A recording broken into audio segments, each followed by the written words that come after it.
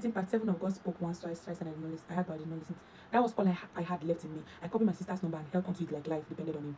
Because honestly, it did. I clutched that piece of paper like it was my last thread of hope. The other passengers could see it. I didn't have a word to say. My body, everything about me screamed misery. They were so kind. One offered me fruits, another gave me food. They gave me water, but I couldn't talk. I stand there broken in silence. All I could take from them was water. The back of the bus was piled with load. You could barely breathe. Just 2 seats left at the back and the front seat beside the driver. They all insisted I sat in front. Said I would be more comfortable there. And for the first time in a long while, I didn't feel invisible. I still couldn't talk much, but their kindness spoke for me.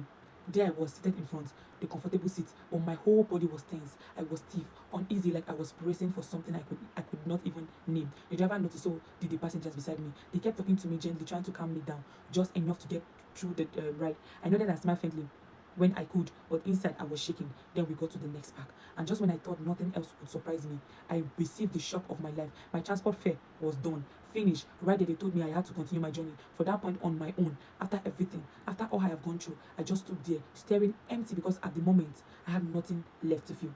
Just when I thought I had reached my limit, one of the passengers, someone I hadn't even spoken to, reached into his pocket and gave me some money. No long talk, no question, just quiet kindness. I thank him so much. That gesture meant everything with that. I collected the driver's number and called my driver's phone and called my sister. Thankfully, her husband picked. I explained everything as calmly as I could, voice shaking, hand trembling. He told me where to stop next and quickly send money through POS so I could continue this disaster of a journey. I was so exhausted, still overwhelmed, but at least I could move again, and somehow, for the moment, that was enough. Finally, I arrived late into the night. There I was standing alone, hoping I would see someone I could beg to borrow phone so I could call my sister's husband, but there was no one inside. That excitement of I've made it quickly faded and panic started to creep in again. The only person I managed to see were sitting in a store, smoking. They look rough, the kind of group you don't just walk up to at this time of the night. Was I scared? Hell yes, but I had no choice. I woke up and greeted the store owner and explained my situation. Voice low, hands tied, my whole body still on edge. I didn't know how he would react if I whether it would help, ignore me or laugh at my face, but I had to try. I was already too far gone not to.